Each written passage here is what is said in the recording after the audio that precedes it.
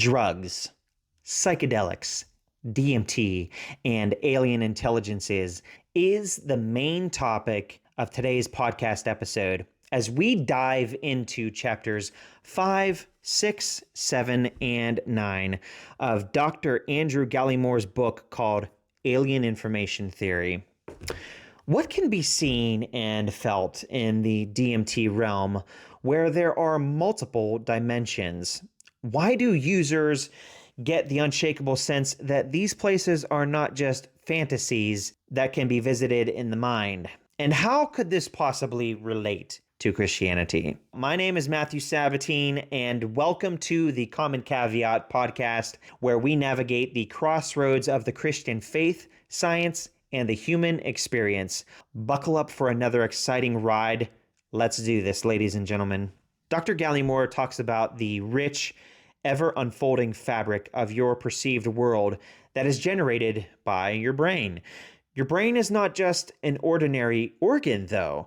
It resides at the pinnacle of advanced information processing power, organized and encoded by a higher dimensional grid that uses evolving rules-based computations.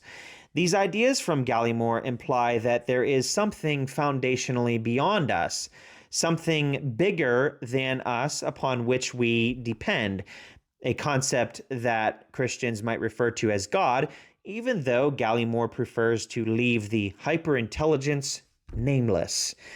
His statement on page 94 that, quote, "The human brain was not dropped to earth as a pristine engineered world-building machine," end quote, is a statement embracing evolutionary theory, which some might interpret as a denial of God.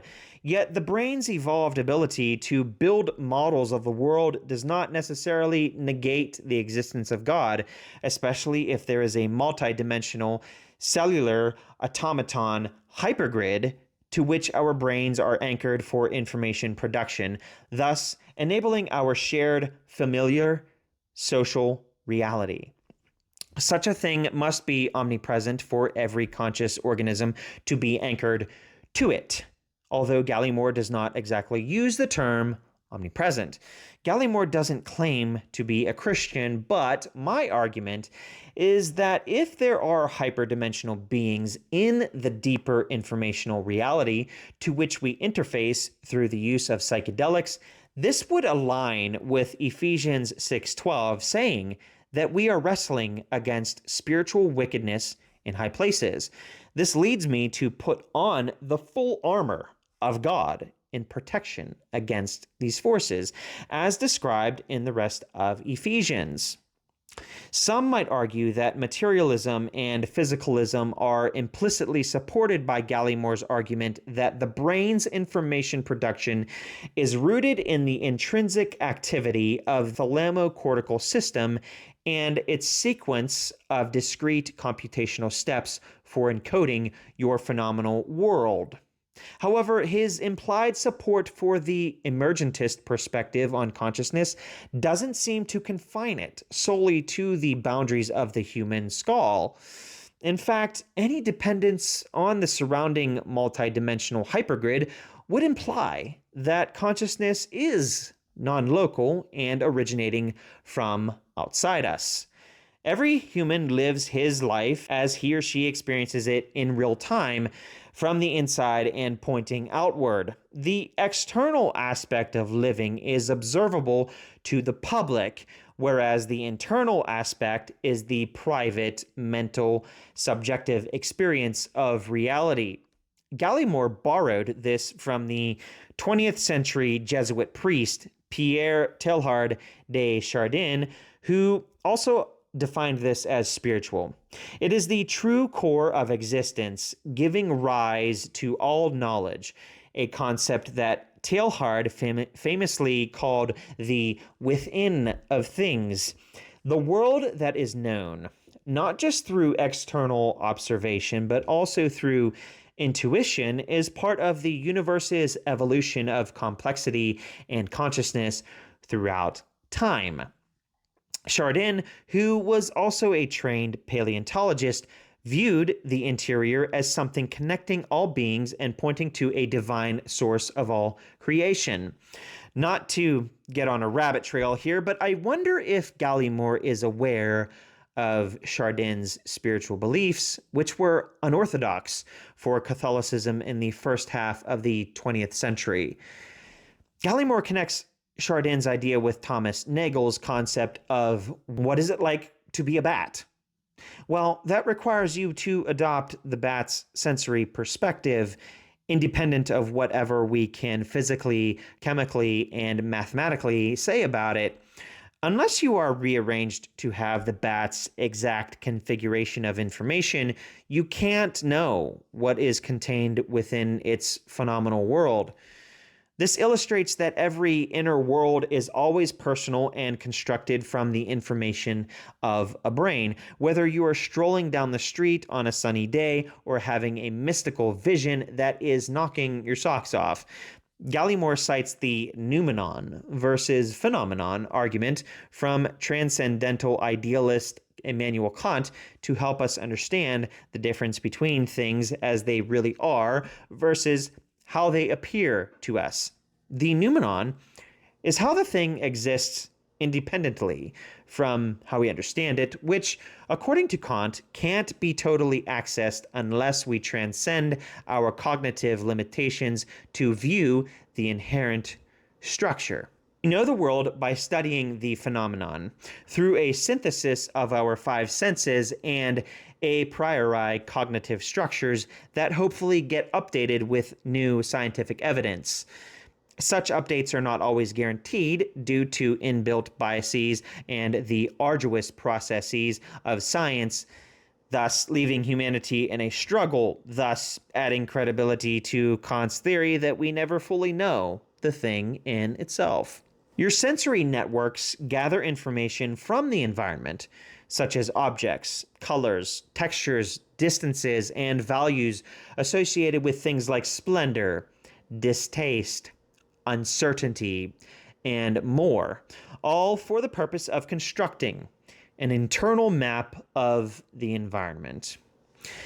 A useful map of the external world gives you an evolutionary advantage over organisms that can't construct these maps, as all organisms have made adaptive and non-adaptive changes in response to their evolving environments throughout millions of years. Human brains have done likewise, with their phenomenal worlds increasing in complexity and sophistication. Gallimore emphasizes a perspective of emergentism. That is to say, your phenomenal world arises from nerve cells, particularly the 50 billion within the neocortex, about as thick as 2 to 4 stacked pennies, which arise from biomolecules, atoms, and subatomic particles, ultimately tracing back to the fundamental grid. In other words, no matter what you think you are not suspended over nothing. The traffic flow of signals depends on dendrites and axons, which are branch-like extensions of a nerve cell. Dendrites receive incoming signals from other nerve cells, while axons transmit outgoing signals. When a wave-like electrical impulse called an action potential travels down the axon, it reaches a tiny gap called a synapse, where chemical messengers called neurotransmitters help pass the signal to the next nerve cell and allow communication across the nervous system. Despite the various specializations of nerve cells, they all follow an all-or-nothing principle, either firing or not firing an action potential along the axon to nerve cells further along the path.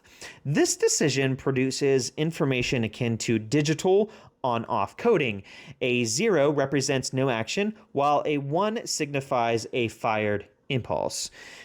An action potential's firing is determined by the imbalance of sodium, potassium, and chloride ions flowing in and out of the cell, as regulated by the membrane potential. The ion channels must open for the inflows and outflows to occur, which is enabled by the nerve cell moving from its resting state around -70 millivolts and reaching a certain threshold around negative 55 millivolts. Fired action potentials appear as sharp voltage spikes and neurotechnology, resembling the ones and zeros of binary code. Your phenomenal world contains incredibly large amounts of information produced and processed from the billions of networking nerve cells that each fire a single action potential to generate a single bit of information. Though we can use language to speak about a coffee mug's color and distinction from its shape and texture, our visual experience of the mug still feels undeniably unified and rich. Functional segregation, which is tuning each nerve cell to only respond to certain types of information, is the means by which your brain sustains unification while distinguishing between the color, shape, and texture of any object. There is unification while every moment of your life is different from the last. The thalamus and cortex communicate with large-scale loops to ensure coherency in the structure of your perceptions. Your visual cortex is designed to combine prior knowledge with incoming sensory data, and it follows the same construction protocol whether you're awake, dreaming, hallucinating, or having a psychedelic experience. The primary difference lies in the source of information.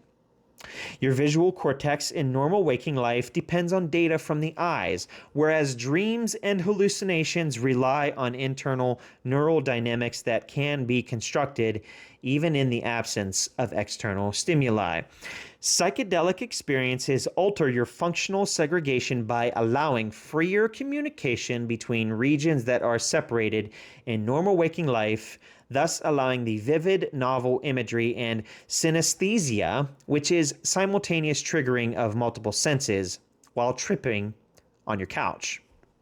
The shape of an object is processed in one region of the cortex, while its color is handled in another area of the cortex. Yet the attributes of an object remain inseparably linked, as each object's distinct features are represented by a distributed pattern of activity across densely packed cortical columns existing in a state chosen from an infinite range of possible configurations.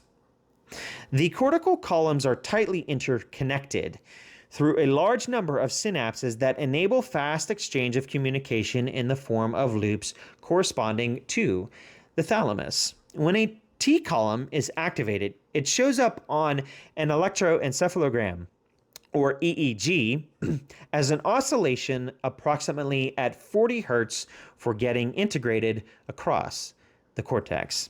Connectivity is vital to the T columns that make a unified T state for your phenomenal world. There are three types of connectivity in the brain: structural, effective, and functional. Structural connectivity is your brain's physical wiring of chemical synapses and T columns circuiting together to adapt but still remain stable throughout time, unlike fixed computer wiring. Effective connectivity is the causal influence that one T column has over another, which depends on the structural connectivity. Functional connectivity is the synchronized patterns in different T columns rather than direct physical contact. It can change moment by moment. Multiple T columns activate simultaneously while encoding an object, and the synchronized activity forms a T state of unified perception. Sorry for dragging you through all of that thalamocortical gobbledygook and jargon, but I have my reasons.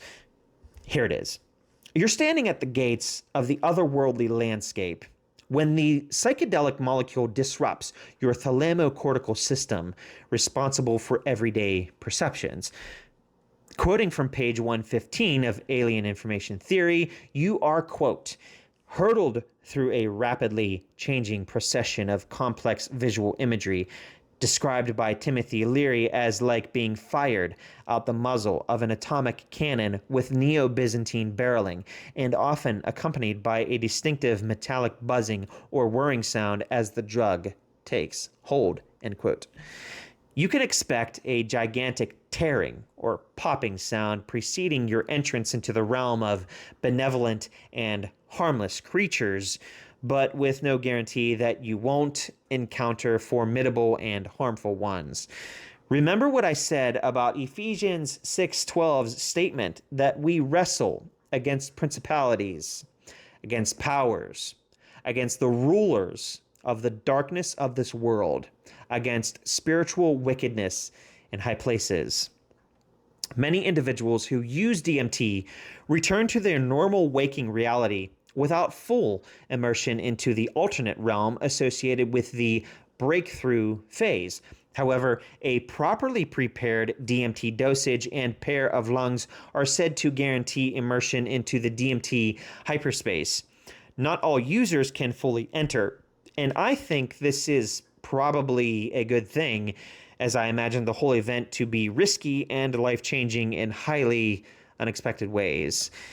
Many report having pleasant experiences, maybe with the legendary machine elves, as described by Terence McKenna, that vary in form but are at least still united in their mirth, attention-grabbing behaviors, singing things into existence, and jumping out of your chest. However, other users have reported ghastly experiences with entities described as insectoids, reptilians, serpents, goblins, jesters, humanoids, robots, cyborgs, spirits, angels, demons, gods, and other things beyond words. Analogously speaking, the switch is flipped. The alien world becomes more tangible, visible, and more audible than our mundane human realm, where we drive cars, attend business meetings, eat our lunch, walk the dog, etc. The DMT realm is not just incoherent nonsense of, quote, bright colors and geometric forms, end quote. No, ladies and gentlemen. Instead, you're able to see objects from multiple sides, unlike our mundane 3 dimensions, and you're accompanied by the indisputable presence of, quote, alien habitats constructed by a hyper-intelligent hand, complete with the jeweled cityscapes and whistling machinery of a highly advanced alien society, end quote, as said on page 117 of his book. And to put the icing on the cake for chapter 9, Gallimore says on page 120 that the natural occurrence of DMT in our brains is purposed for contact with the impossible hyperspatial DMT realm to which we are estranged, but also to which we will ultimately return at the, quote, resolution of the game, end quote, which I think implies a transition after bodily death. Now, if you are someone who thinks that Jesus is absent from the psychedelic trip reports, you might say this counts against Christianity. On the contrary, the presence of entities who are not Jesus can't count against Christianity, since the Bible acknowledges the existence of entities who are not the one true God of the Bible. For instance, Jacob has a vision of angels ascending and descending on a ladder to heaven in Genesis 28:12. In Isaiah 6:1-4, the prophet sees the Lord upon his throne, with his robe filling the temple, and the seraphim above him singing, "Holy is the Lord of hosts, the whole earth is filled with his glory." Revelation 16:13 mentions impure spirits resembling frogs emitting from the mouth of a dragon, a beast, and a false prophet. Jude 1:6 mentions that angels who abandoned their proper dwelling are being bound in the chains of gloomy darkness until the great day of judgment. Though the psychedelic trip reports might be more colorful and descriptive than the Bible, there really is no need for the Bible to have a wide-ranging nomenclature of entities in order to convey the point that multiples exist in the spiritual realms. Angels and demons as 2 different categories could suffice for having us infer that all kinds of entities may exist. Consider 1 Peter 5:8's description of the devil prowling like a roaring lion. Are there any psychedelic trip reports with appalling details resembling that in the slightest? That's rhetorical.